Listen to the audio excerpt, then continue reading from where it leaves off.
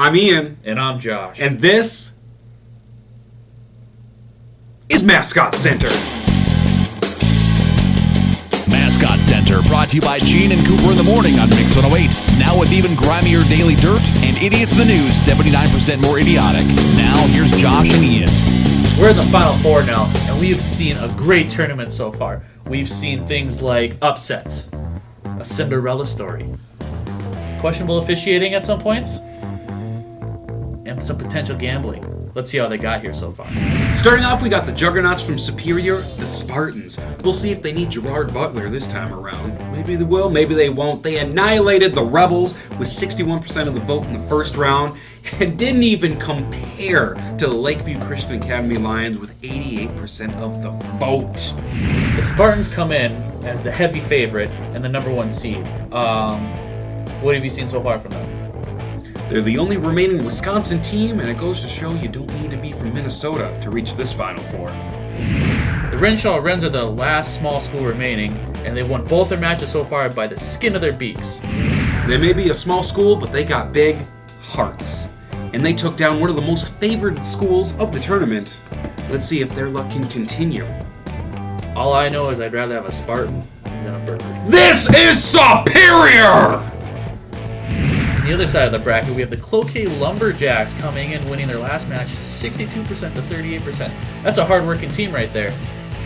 I've also heard some reports from Cloquet sharpening their axes with questionable techniques. They're taking on the Proctor Rails, which derives on their history of course, railroads. They've defeated both their opponents by more than 60% of the vote. We'll see if they have what it takes to take on the Lumberjacks.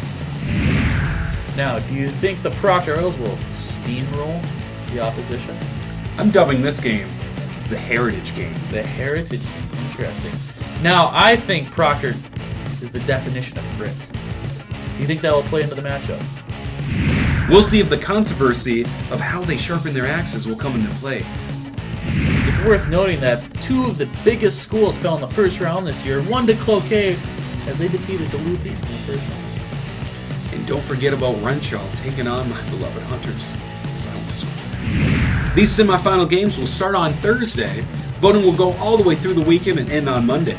It'll be interesting to see if the Spartans will continue their reign of terror in this tournament. Or if the clock will strike midnight for the Cinderella story Wrens.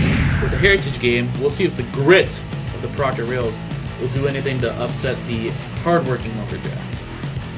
Stay tuned, and we'll see which team will make the most noise.